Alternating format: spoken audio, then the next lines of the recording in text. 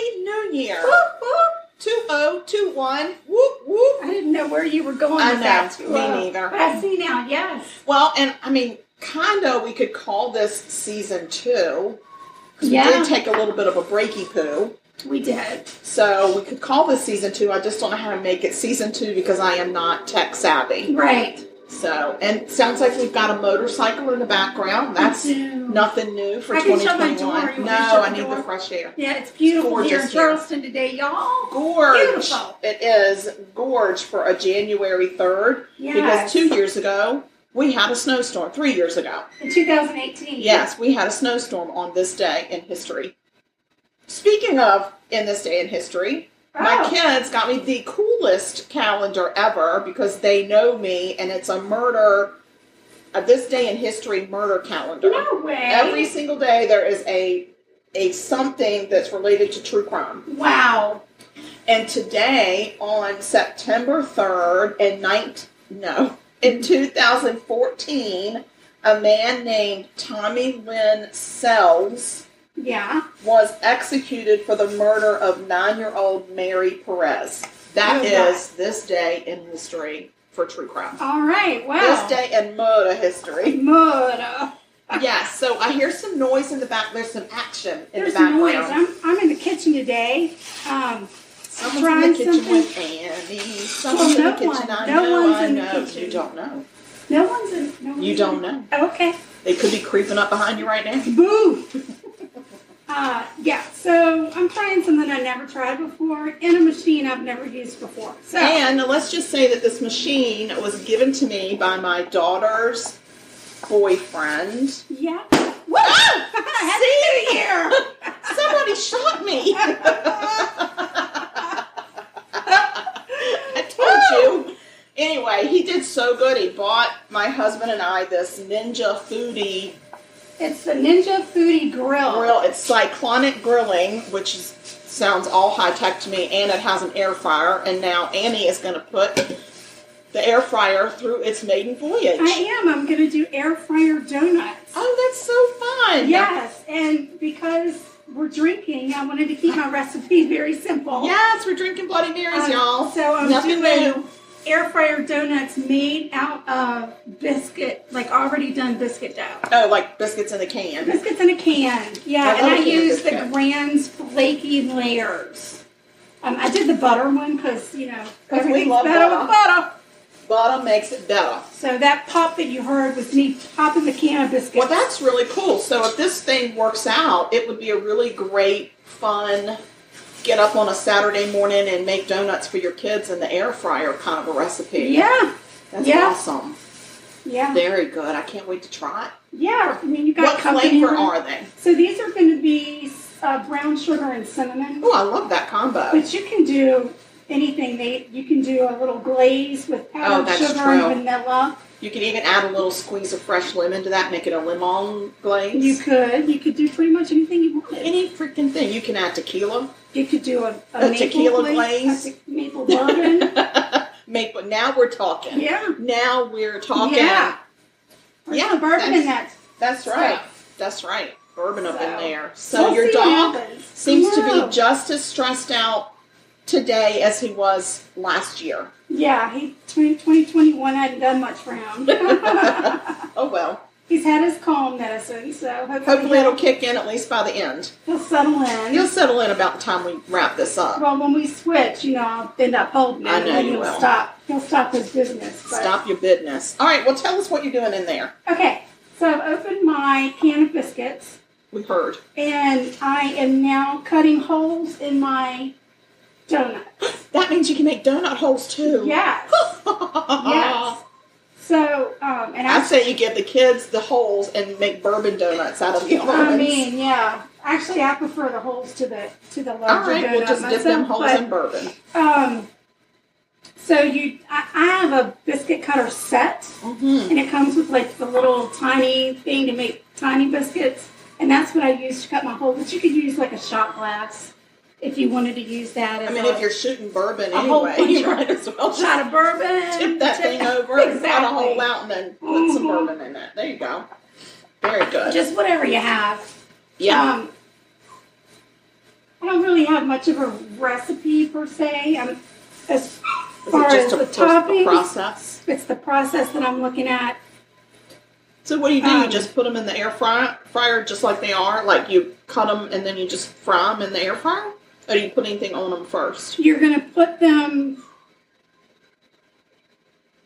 Oh, you're going to put them in, and then when they come, as they're getting ready to come out, you're going to open it up and brush them with melted butter, and then you take it out and dunk it in your mixture of stuff. Shut your mouth right now. Okay, I'm gonna. Girl. So anyway, I've got this whole air fryer thing going. Yeah, that is fancy stuff over there. Yeah. Fancy. I'm going to spray a little cooking spray. Because that's allowed. It is allowed. They say don't use olive oil. Okay. In your Ninja. So I did not. Mine's a butter cooking spray. I love a butter. And you set your air fryer to 350 degrees. Okay. That should make them flaky. Well, I don't know. I mean, I've never done a thing like this. It's just, you know what? It's fun. This is what you do in the kitchen, and this is what we do. Yeah. We just get in there and try crap, and then when it turns out, we're like, oh, we knew this was going to work. Yeah.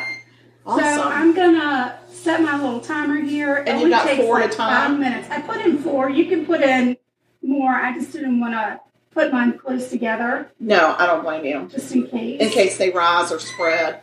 So, there we go. 5 minutes. Like my butt did over 2020. Oh, Lord have mercy. Oh, Lordy. Okay, well, while you're doing all that. I don't know what y'all did over the holidays. This is another reason I picked this recipe. I'm freaking tired of cooking.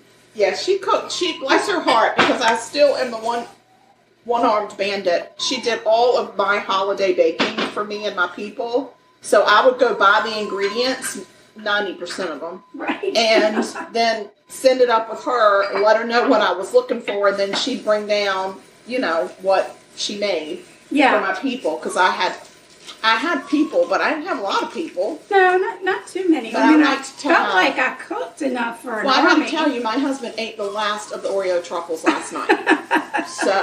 And he's been having at least 4 a day every day. Oh my God. Yes. They are such a huge hit with our family. They've been a huge hit, and they always will be a huge hit. And they always ask, why is it that we only get these at Christmas? Because they're such a pain. And they're so bad for you. Well, yeah, you just crunch up Oreos with cream cheese, and then you dip them in white chocolate. I mean, my God, you might as well deep fry it after that.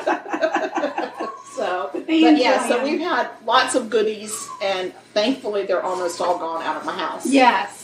So, but somehow he keeps finding some. Like, all of a sudden he's eating something. I'm like, what are you eating? And he's like, oh, it's just a cookie. It's still left over. Where did you get that? I mean, it was just right here, but I guess I'm just not looking for it. Yeah, I mean, we made sugar and spice covered pecans. Those were the best. The homemade from scratch crinkle cookies. Yes, with the devil's food cake mix. Yes, and then we did an oatmeal cherry. We've done that recipe before. The oatmeal cherry brown sugar cookies, and then we did a peanut butter cookie with a chocolate kiss. Yeah, those were my favorite. Yeah. Except I got tired of the kisses and would take the kiss off, put it on the plate, and then eat the cookie. And then my daughter's boyfriend would come along and say, oh, somebody dropped their kiss off their cookie, I'm eating it, which I would just be like, I meant to do that. I was like, oh, look at you found a treasure. Oh, that's funny. Yeah. And then the Oreo truffles. So there was plenty of sweets. Mm-hmm. And then on top of that, for dessert, we had Brandy Alexander's. Oh, some of my faves. Are just the best thing in the world. And I don't understand why we only have those at the holidays. Because they're a pain. They're not that much of a pain. Well, you have to use a blender. Okay. Well, I mean, the recipe, you can find a recipe where instead of ice cream, we use heavy cream. Yes, I did see that Sweetwater did on their Monday Mixology. Yes, and that's delightful. And it would be delightful. But we do ours like a milkshake. With vanilla ice cream. Right. And we also shave not white just chocolate. nutmeg, but we put a little bit of white chocolate on top of it. We shave a white chocolate bar, and that really kind of spruces it up too. Mm-hmm. So yeah, we really have a huge holiday. We don't suffer. We don't suffer through the holidays, guys. And it was perfect for me because I gave up the carbs, so I would make stuff and take it down to your place. So it wouldn't be here for me to be tempted, you know. And I made enough of it that by the end I was like, get it out of my face. I know. Well, you feel like you've eaten it because you really have smelled it the whole time. So. But I did treat myself to that Brandy Alexander, and it was totally delicious. worth it. I know. Yeah. Well, I've got a whole other thing of ice cream in my freezer, and I think you still have one in your ice cream freezer. In mine, yeah. So we're going to have to probably do it have again. Some more. Yeah. Yeah, because now I'm also trying. So I've still given up the carbs, but I'm not. It's not like a keto situation. I'm just not eating carbs. Mm-hmm. And then, but if I feel like I need to eat a carb, I'll eat a carb. I just won't go crazy with it. No. So a friend of ours over the weekend, though, told us about intermittent fasting. Yes. And that seems to have been very successful for her. So I'm going to try this no carb thing and the intermittent fasting. So see what happens. Yeah. So I'll feel less guilty about having the Brandy Alexander as long as I get it within that 8-hour window. Which means we just have it at noon. Right. And we do that. And we're completely fine with that. It's 2:00 in the afternoon and we're having Bloody Marys. Big old Bloody Marys. These are not little. These are not. These are like a double Bloody Mary. Well, yeah. I mean, please, we deserve it. Exactly. Okay, shut up. Oh my God. On with the show. On with the show. On with the murder. Talk about what you got. Okay, so I have a murder. Did you kill somebody? I did not. Good. Nope. That I'm willing to talk about. So this happened in Seattle, Washington, which I don't think that we've done a Washington murder, have we? Gosh, I think we've covered Washington State. I think we have. You think so? I do. Well, I'll have to go back and look, but if not, we've not done it very often. Hopefully we haven't done this one. I know for sure we haven't. So this all takes place in July of 1967. You weren't even born yet. No, I was not even a wee babe. No. So at that point, I was totally the favorite daughter at that point because I was the only daughter. Right. 20-year-old Susan Galvin was new in town, and she was the oldest of 8 children in her family from Spokane, and she had moved to the big old city of Seattle a year before. Oh. She had taken a job with the Seattle Police Department as a records clerk. And one night, Susan did not show up for work. Oh, no. Her body was found in an elevator in the parking garage of the Seattle Center, which is where the police department was located. Wait, in the elevator? It was in the elevator of the parking garage. Oh, my Lord. That was for the Seattle Center, which was like a big government building, which is where the police department was located. Wow. Yeah. That's just dumb. Don't murder people on the property of the police. That's not nice. That's not nice. It's just not nice. I guess it's really not. Less. You would think she'd be safe there. You would think she'd be safe there, and you would think that maybe, I don't know. I don't know. So police surmised, because I like that word. Yeah. She was on her way to work when she was attacked. Oh. She was sexually assaulted and strangled to death in the elevator. They think that happened in the dang elevator? Yeah. Holy cow. In the elevator of the parking garage of where she worked at the police department. Wow. Hello. So, back then, the concept of DNA was 20 years in the future. Right. So the police really did not treat the crime scene the way they would have done today, but they did collect some DNA from Susan's clothing. Okay. Officers dedicated many, many hours of work interviewing people in the area and searching for clues. She was one of theirs. Well, not only that, it happened on their watch. Happened on their property, on their watch, and she was one of theirs. Right. She worked with them. They knew her. Right. So this was incredibly important to them. Witnesses said she had been seen in the company of a professional clown a few days earlier. No. Creepy. Why? The question is why? No, my question is, this professional clown, does he walk around town in his professional clown makeup? Oh my God. And if he's fraternizing at that time with Susan, isn't he fraternizing on the job? I don't know. Like, who knows he's a professional clown? How do you know this? Right. Oh So it's kind of weird. So a little creepy. Just a few days after her murder, the clown quit his job and Oh. moved out of the area. Oh, well. That So seems right. lots of suspicion surrounded Mr. Clown for years, but there was never enough evidence to arrest him. Right. Eventually, her case went cold, but it was never forgotten. I'm sure. No, that was very important to them to work on that, to solve it. She had a police department employee serial number. Oh. So, that was important to them. And they had her employee number up on her poster on the cold case file so that people knew when they looked at it, she's one of ours. Like, she worked with us. Right. So, like I said, it went cold. So we're going to fast forward to 2016. Oh, wow. Yeah. Mr. Clown is found living in Utah. Okay? Okay. At this point, DNA is on the scene. Science, we've developed, and we can do the DNA thing. Right. So they go and they find him and they collect his DNA, compared it to the preserved DNA that had been collected from Susan's clothing. And they said that even though DNA was not a thing, whoever collected this DNA did such an incredibly expert job that all of that DNA was completely viable. Oh my gosh, that is amazing. Yeah. And they didn't know what they were collecting it for back then. They just collected it. Right. So it was 100% viable. So anyway. A miracle. It's just a plain old miracle. I just feel like that was meant to be. Oh yeah. Serendipity. That too. So when the results come back, Mr. Clown, he was exonerated. Oh, didn't do it. He was no longer a suspect. Oh. So this man had been living under a cloud of suspicion, knowing the whole time he didn't do it, but no way to 100% prove to anybody that he didn't do it. Right. So now in 2016, he's officially taken off the suspect list, and he can go live his life knowing that he has proof that he did not do this to this woman. Right. So, poor guy. That must have been really tough to live all those years knowing that people suspected him of killing this girl. Yeah. So, now, in 2018, enter the solving of the cases of the Golden State Killer. Oh. That was in the spring of 2018 that they started using the ancestral DNA to start solving the Golden State Killer cases, right? Yes. So now this method of ancestral DNA shines hope on Susan's case. And her case was at the top of Seattle's priority list for cases to try to solve using this method. Oh. So,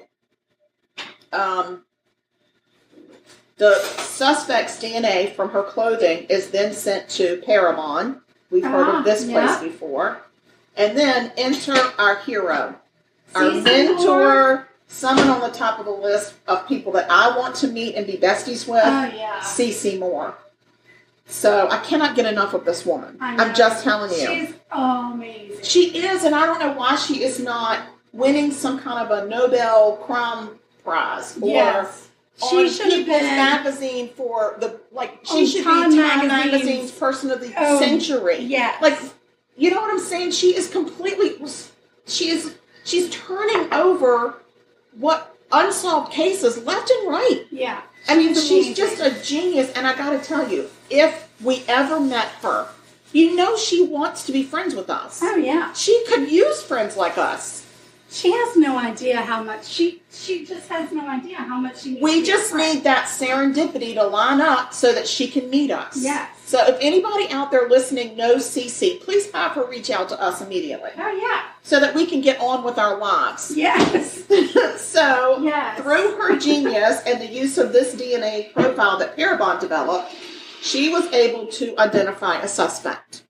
Really? She developed a family tree that eventually led to a man who had been born in Seattle, who was 26 years old at the time of Susan's killing. Oh. And he was a soldier in the military. Oh, man. His name, Frank Whippich. Whippich? Wypych. That's a fun name, I'm just going to say. Whippich, real good. So a cousin of Whippich was asked to provide her DNA to test the validity of the family tree. Once that DNA matched up, they were able to get a warrant to go and find Frankie Boy. We're coming for you, Frankie boy. Well, they found him. Oh. 13 miles away from the crime scene, Frank was laying in a cemetery. Uh-oh. He had died in 1987 from complications from diabetes. He got the diabetica. He got the diabetica. Yeah, and I can only hope that he suffered. Yeah. So police exhume his body and send his bones to a DNA lab for testing, and the results come back as a 100% match. Oh, so it was for sure. 100%. Wow. Like, there's no question. No question. No question. He did it. Yes, so he left his DNA, which we know what that DNA was, on Susan's clothes. Gotcha, you filthy animal. We gotcha, you little shithead. Yeah. Even though you're laying in the ground, you cannot escape CeCe Moore. No. You cannot. No. You can hide, you can die, but we will find you. So, 52 years after losing his sister to a horrific tragedy, Larry Galvin got a call from Seattle police letting him know they had finally solved the murder case of his sister. He was only 8 years old when he lost his sister. And he said he was so grateful to everyone that helped find the who in this mystery, but he said he will always live with the why. Yeah. But police think it was just a random attack, and unfortunately Susan was in the right place at the wrong time. Aww. Which the right place at the wrong time was, hello, I parked my car and got on the elevator to go to my freaking job at the freaking police department. Right. So that's bullshit. That's not the wrong time. That's just, that she didn't do anything wrong. No. It was the asshole that did this to her. Yes.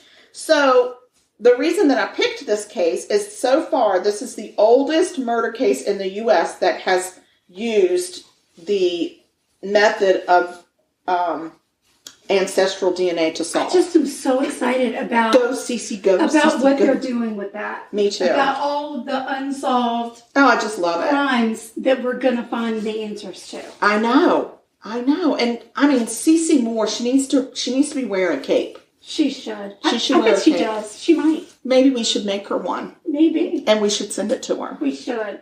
Get on it. I'm gonna, as soon as my arm heals enough for me to sew. Okay. Then we'll get on it.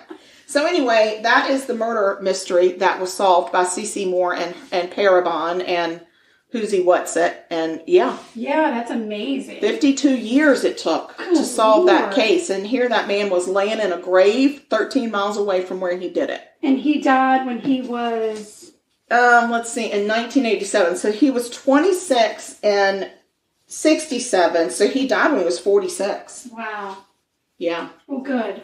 Yeah, I know. I mean, hopefully he didn't do this to anybody else. They have not, I mean, of course they've registered his DNA into the database and everything. Oh my They've God, not found any other family matches. to find that out. Can you imagine? And he probably, because he was a soldier, he was probably buried with military honors. Oh. So I think that should be stripped of him, to be honest, but that's not my call. No. But yeah, can you imagine finding out your dad or your uncle or your brother did this horrible crime that you read about in the papers? It was so horrific and nobody knew who it was for all those years, and then it turns out it was him. Ugh. That'd be difficult to live with. It's awful. So that's kind of the reason that the ACLU is trying to block the use of ancestral DNA, because they're saying that it's impinging on the rights of the family members. But I'm sorry. Well, of course. But I just feel what about like the members of the family of the person who was I agree, and I think when you're a victim, your rights have to be more than the perpetrator. Yeah. I think that when you become the perpetrator, you give up the rights to privacy, and therefore privacy of your family if you're going to be a jerk and not tell anybody you did it.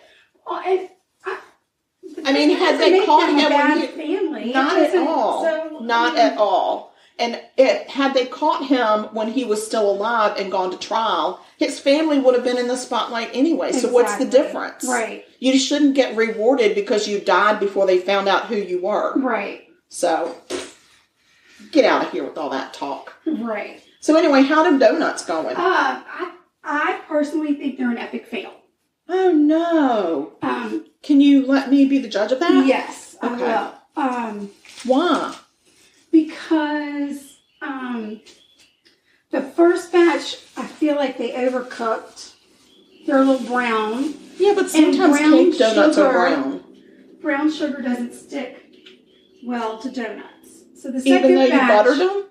Yeah. The second batch I did the holes. Okay. And that's just cinnamon and sugar, and I dipped them in butter.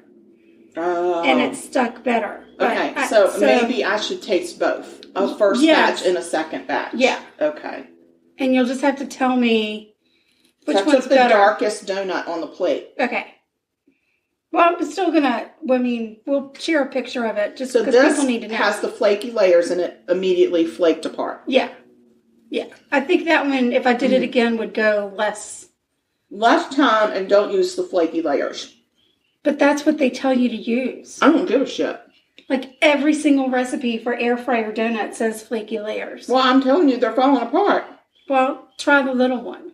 But I gotta tell you, that's good taste. The taste is good. Okay. Well, that's good to know. So it's not an epic fail. Okay. It just needs a little tweaking. Right. Oh my goodness, that's a lot of cinnamon sugar. I know. Just a minute. I feel like the consistency of the second batch might be better. Definitely better. And really, really good. Very tasty, but I missed the brown sugar. Oh, okay.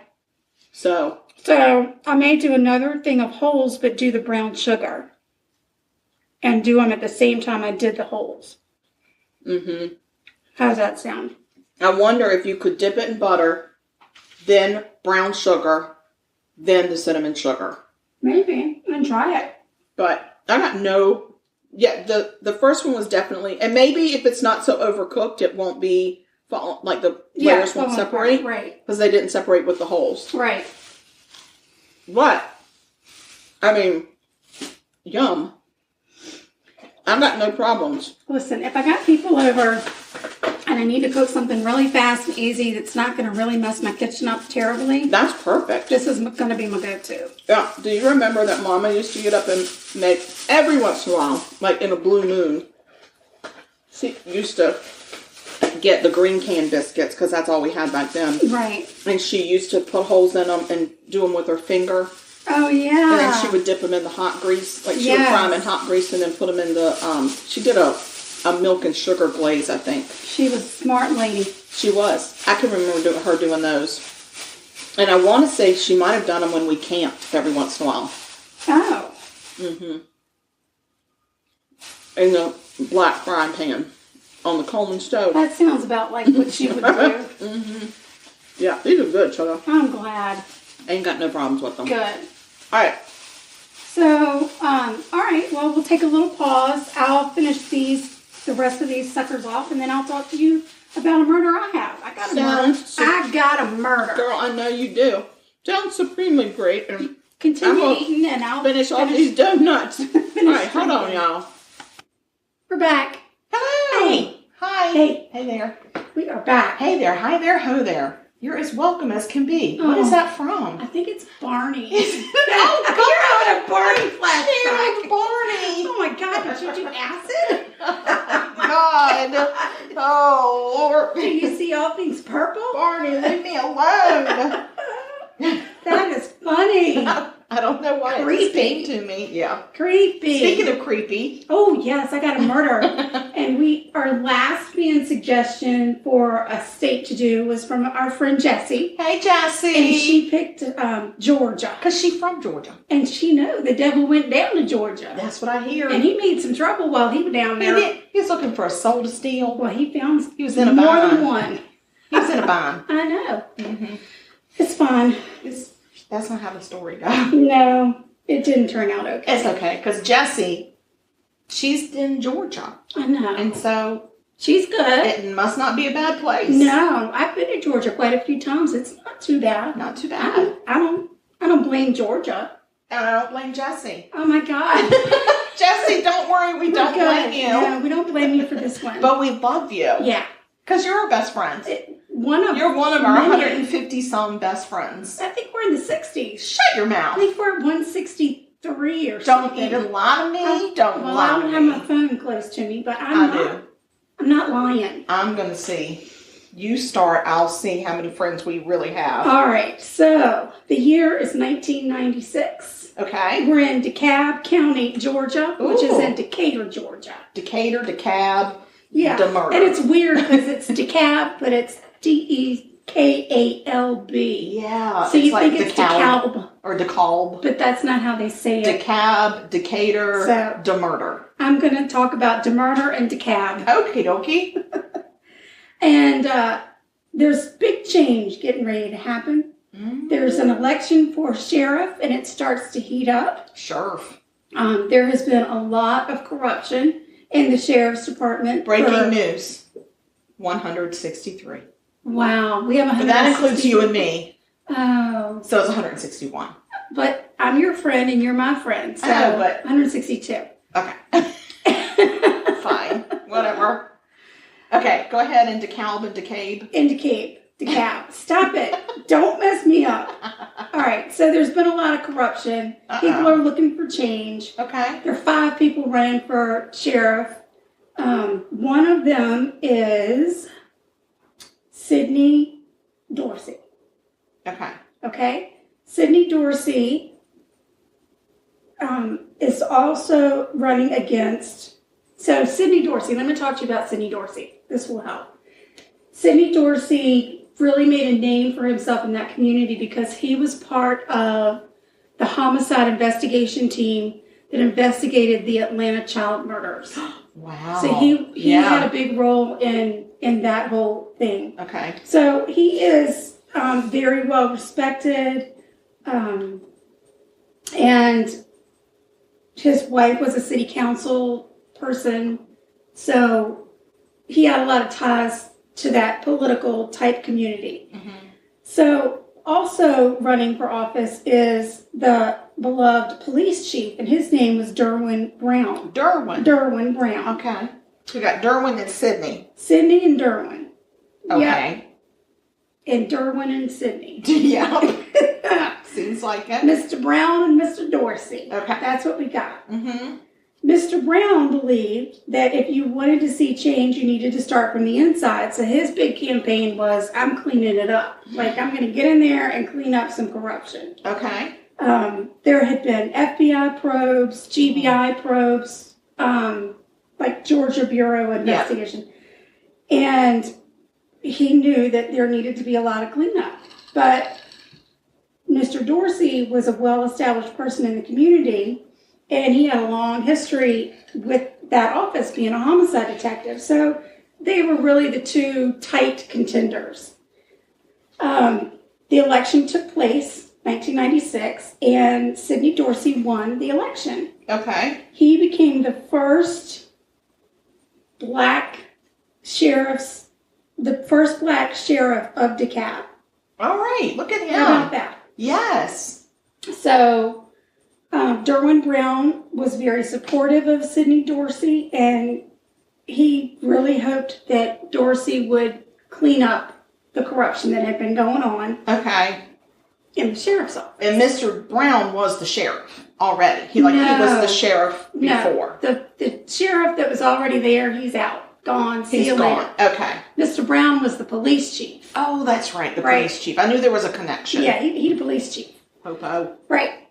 So, unfortunately, about a year into the term in the sheriff's office, Sydney Dorsey hadn't been living up to the hopes the community had for cleaning up that corruption. And it seemed that Mr. Dorsey was, in fact, adding to the corruption by using his power to hire people, like friends of his, that weren't properly vetted.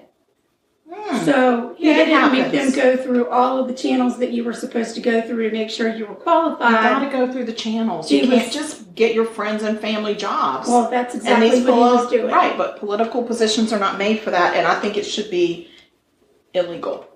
I agree. So he's very clearly profiting from his professional role as on a personal level. So when it's time for re-election, they have an election every 4 years. It's time for re-election. It's 2000.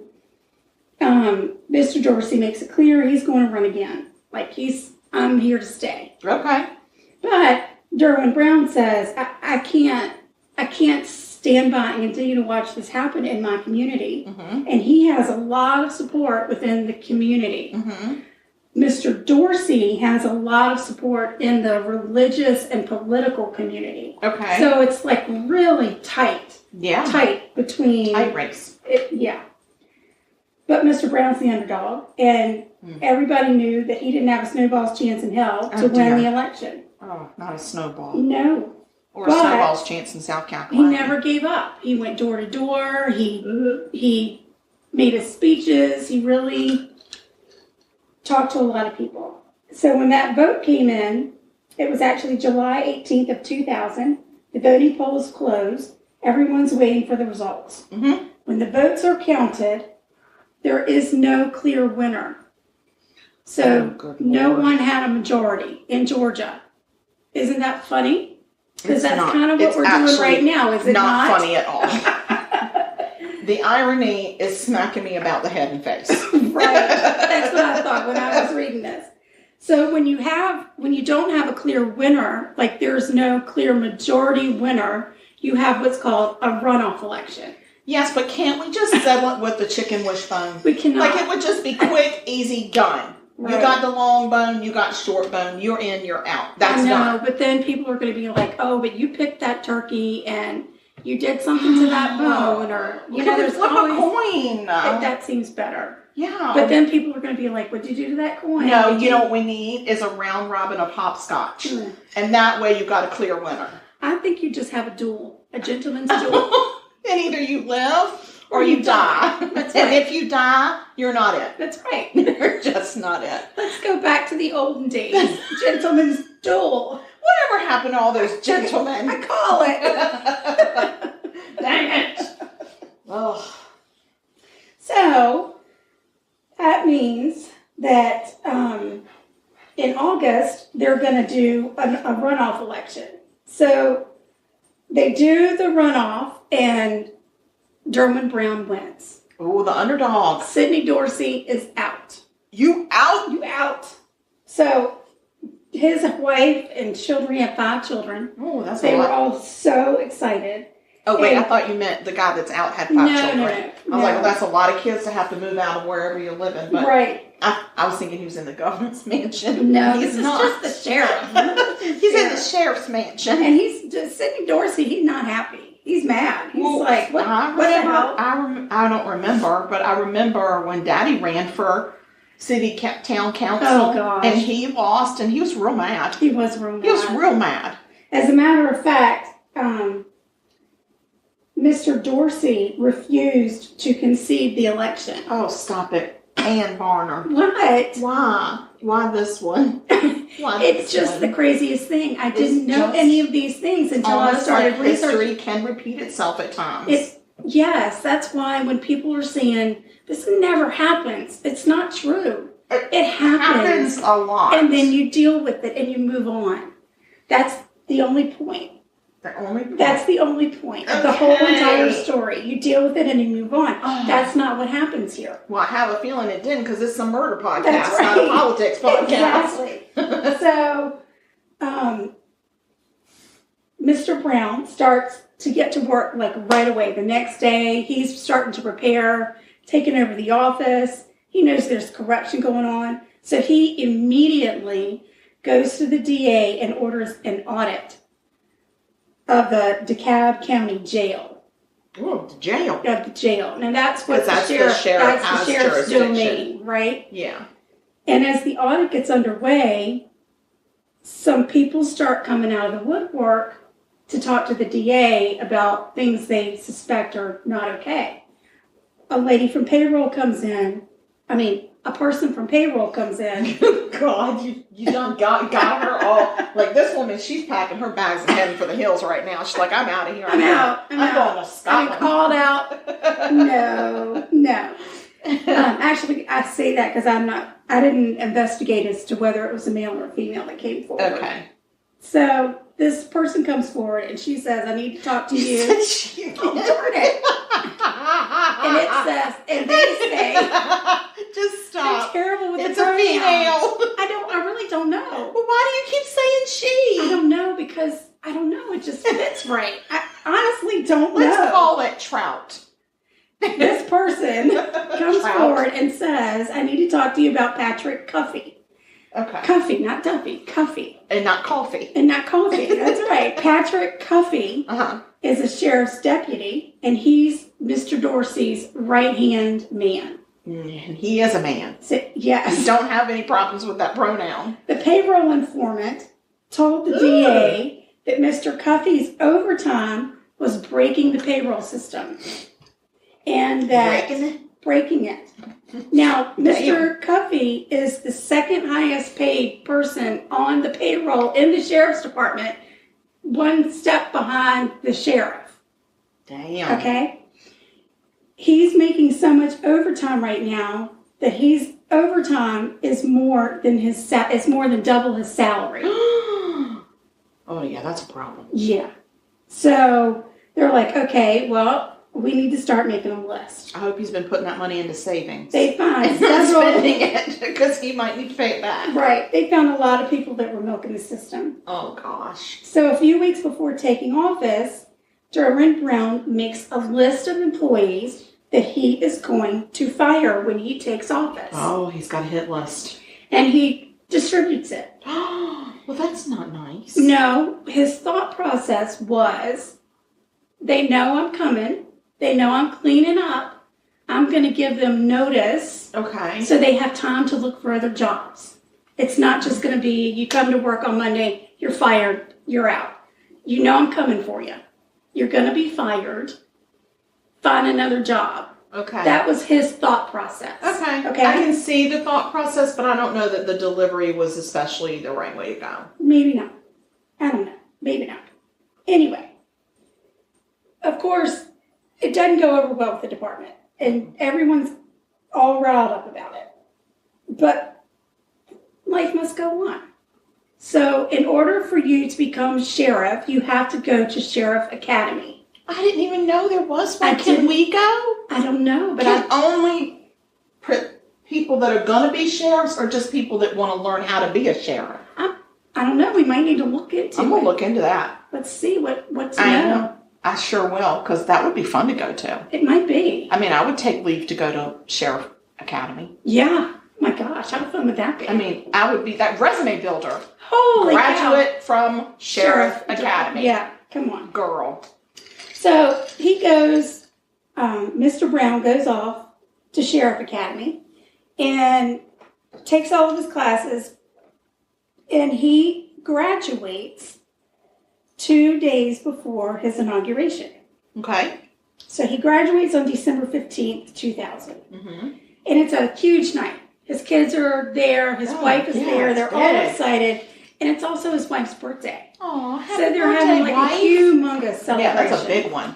That's like disco ball worthy. Absolutely. Yeah. So after the big celebration, after the graduation,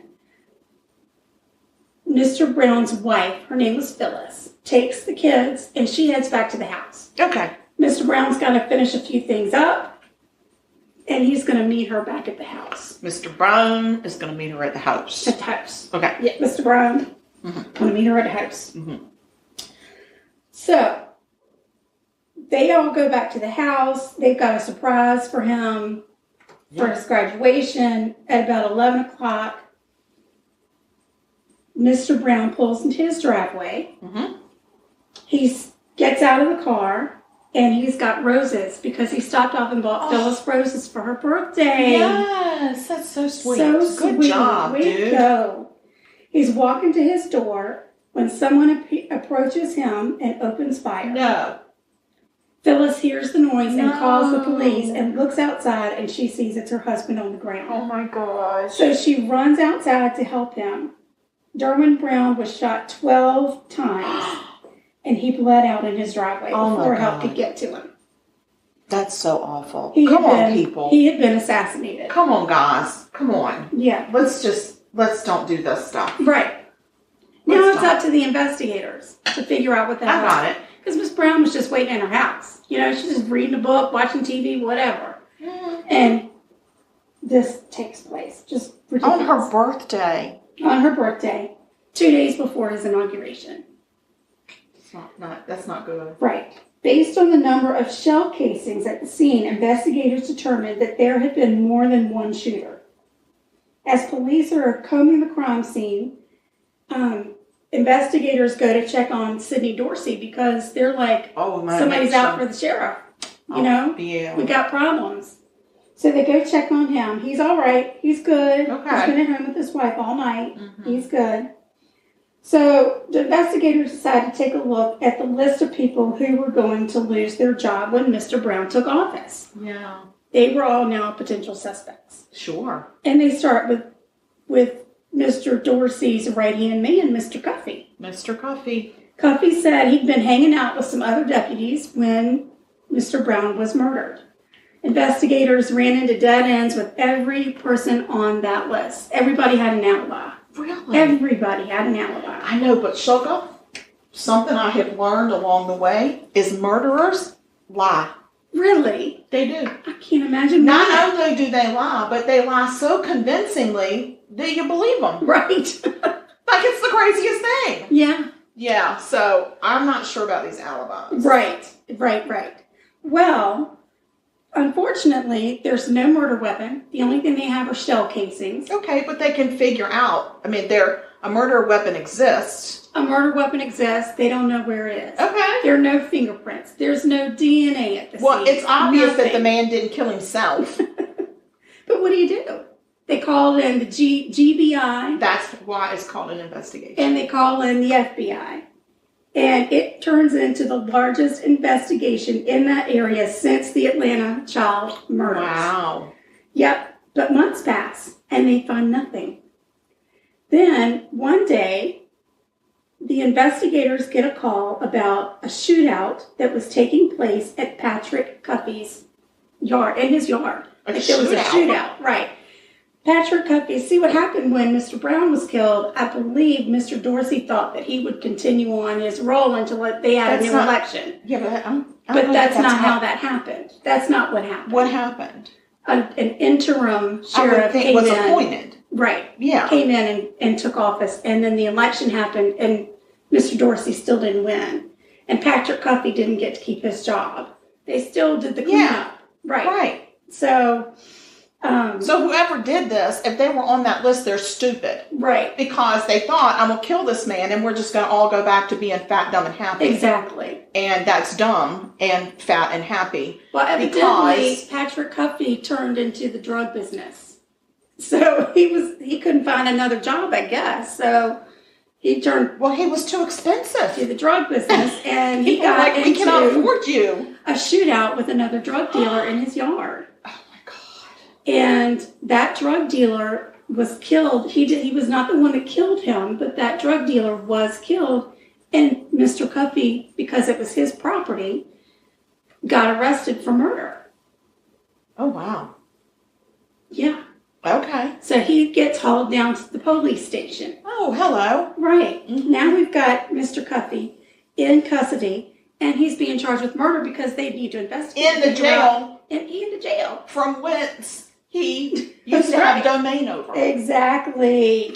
Mm-hmm. So see. This is called karma. Yeah. Bitch. Days before his murder trial, Mr. Cuffey makes a phone call to the DA and says, hey, can we meet? I want to run something by you. Mm.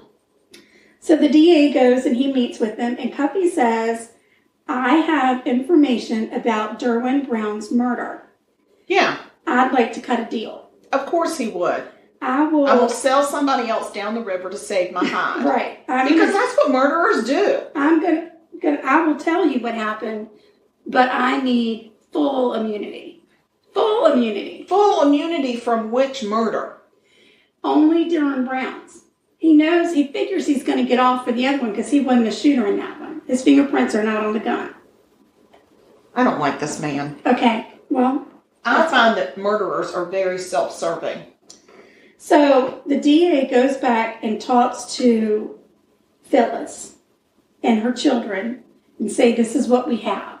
Now, there are no They don't know leads. what he's going to say And there are no leads in the case. And she says, as long as you don't think he was the shooter or the person that came up with the plan, take the deal.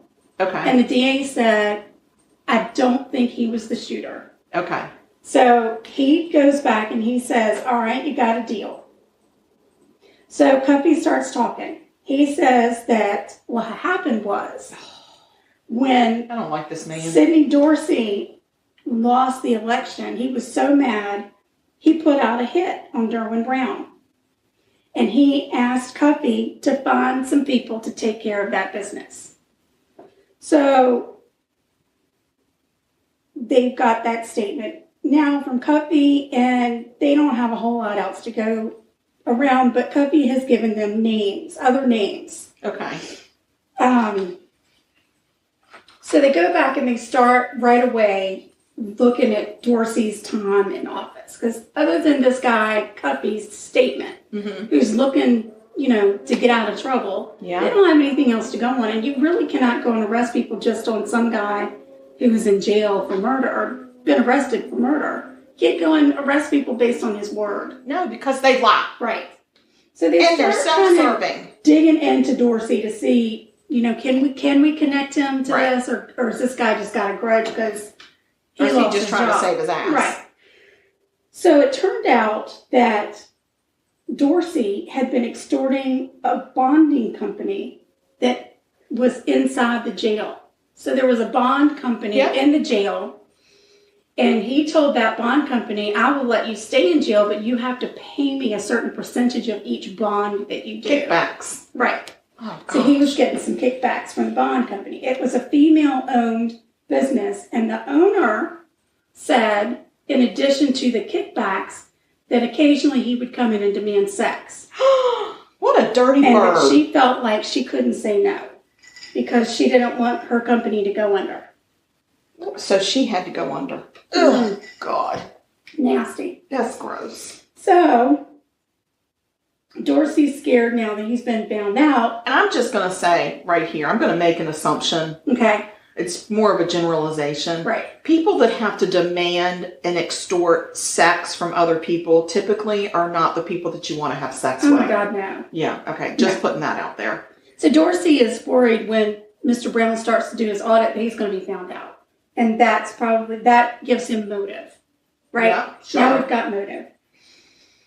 According to Mr. Cuffy, Mr. Dorsey had gotten 3 other sheriff's deputies to pull off the hit by offering them cushy jobs when he took back the sheriff's office. Because he's stupid and doesn't know how it works. Right. Paul Skyers was asked to be the getaway driver. Suspecting that he was not one of the shooters and was not the mastermind, they decide we're going to pull him in for questioning and see what he'll talk about. And we're going to offer him the same deal that we've offered Cuffy. Kevin. Is his name Kevin? No, Patrick. It was close. No, not Kevin. I don't know who Kevin is. We don't either, but we don't believe you had anything to do with this, Kevin Cuffy. We are officially Please telling... don't sue us, Kevin Cuffy. We didn't even know you existed. I just made it up. It's the Bloody Mary's talking. It is. It is. Bloody Mary. So Paul listens to the deal, and he takes the deal. And he says Dorsey did, in fact, order the hit. And he said 2 guys, David Ramsey and Melvin... No, not Dave Ramsey.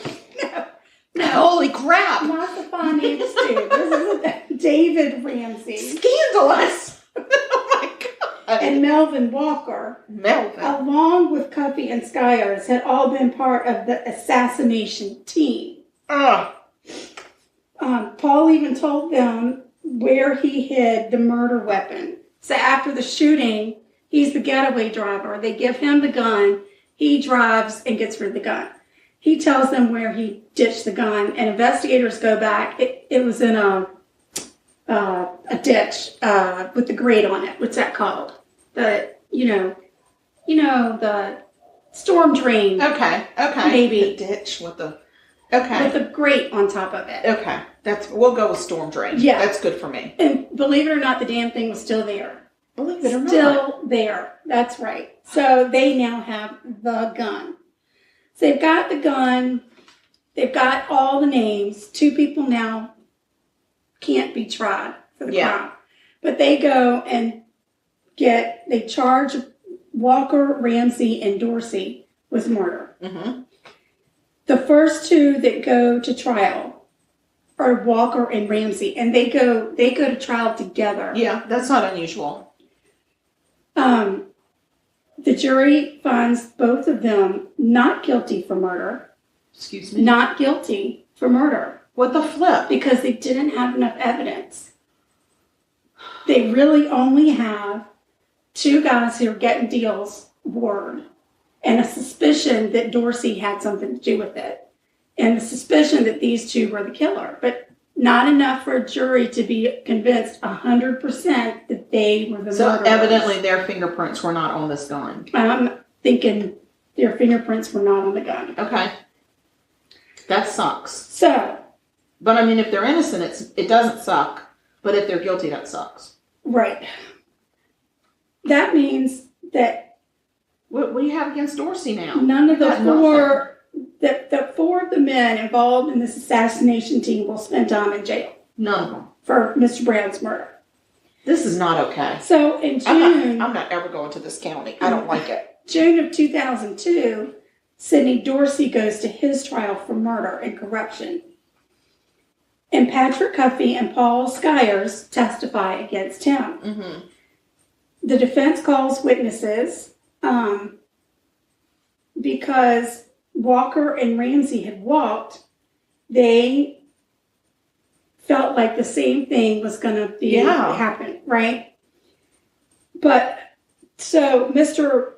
Dorsey's team calls no witnesses because they're like you got super nothing. confident, Sure, conceited, like almost to a point of gloating. Mm-hmm. You know, kind of like we've got this because the other two already got off. There's exactly. no way our guy's going down for right. this.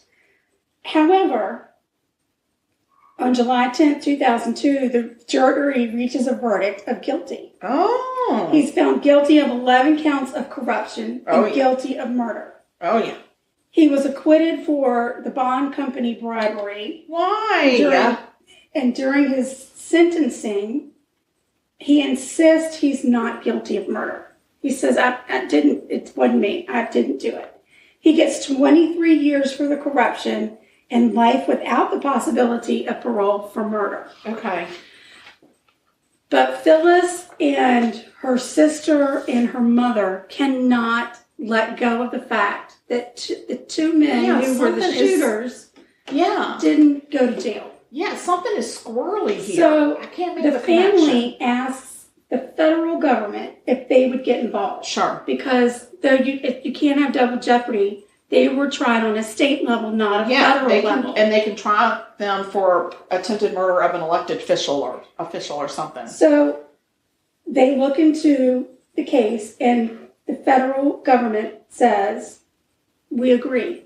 We need to take these guys took down an incumbent sheriff, and the federal government does need to be involved. So they then take Walker and Ramsey back to court for federal murder charges in 2005. This time, both of them are found guilty. Oh, nice. And they both get life in prison with no parole. Okay. In August of 2007, Sidney Dorsey admits that he did, in fact, order the hit on Derwin Brown, but insists that he called it off before it was to happen. Come on. Right. I mean, what'd you do? Yell out the window? Right. So all of them, Derwin Brown, Melvin Walker, and Dave Ramsey, all got life without parole for Derwin Brown's murder. Uh-huh. So Sidney Dorsey, if I said Derwin Brown, I didn't mean he's the one that was murdered. Dorsey, Ramsey, Melvin, and Walker. I knew his name was Melvin. You got it. They're all done. Mr. Cuffey ended up serving 12 months in prison for the shootout that was in his yard. Good. You know what? But that was it. And the other guy, Paul Sykes. He got nothing. The getaway guy, the getaway driver. Or Skyers. Yeah. Whatever. He got nothing. So, there you go. The devil really did They go down ended to up Georgia. naming they built a new sheriff's office in that county, and they named it the Derwin Brown That's sweet. Sheriff's office. So I thought that was really sweet. Phyllis passed away in 2006 of a massive stroke, but his children still go and speak about what happened, and there's still a lot of dedication ceremonies to this day to him in honor of him. Oh, so, that really is a tragic story. He was buried in his sheriff's uniform. Aww. They let him be buried in his sheriff's uniform. Because he graduated from the Sheriff Academy. 2 days. Yeah. Brutal. 2 days. That's brutal. Well, that was a brutal one. That was crazy. And depressed. I know. Have some more Bloody Mary. Woohoo! So, it was a great Christmas. We've started a new year. Yeah. We're 6 days away from our 1-year anniversary. That's unbelievable. Been doing this for a year. We've been doing this for a year, Sugar. That's crazy. I love it. Yay! We're going to keep going, y'all. We're going to keep going. We're going to see what the new year holds. We're going to keep going. We're excited for the new year. We're going to make some goals and write them down. Yes. I've been told we're having a business meeting later. Woo, so woo. That's really exciting. I can't wait to have seconds on our Bloody Marys. I cannot wait. Oh, gosh. Yeah, so there you go. We have social media. Oh, my God, we do. We really do. We have social media. We do. We've got a Facebook page. Yes. We have a Sugar Coated Murder podcast Facebook fan page. Yeah, that's the one you really want to be on. Yeah. I mean, I get it if you just are like browsing around and you like the regular page, but you want to be one of our 163, but there's room for more. Oh, yeah. Best friends. Oh, yeah. That's where you just really want to be. Yeah. So some of our best friends got Christmas cards from us this year. Some of our best friends did get Christmas cards, and some of those best friends didn't even know they were getting it. That's right. That's right. Surprise. Surprise. We found you. And we even had some fans send us Christmas cards. Oh, that was just amazing. I know. So yeah, there's Facebook social media. Yes. And we also have Instagram We're social very media. hip. We're hip. We're at 830 followers on Instagram. Instagram. Look at us go. I know, love it. And that is at Sugar Coated Murder. Very easy to find us. Come follow us and be a part of the fun on Instagram. We also have one of those, oh gosh, what's it called? A pod tree. Nope. It's a pod. Doesn't have anything to do with the pod. It's a tree. What does branch. that tree have in it? It's a tree branch. A tree of what? A tree of links. It's a link tree. Oh my God, she got it Lord right. And it's only January 3rd. We've got a link tree. We have a link tree. Click on our link tree and it will take you to the podcast.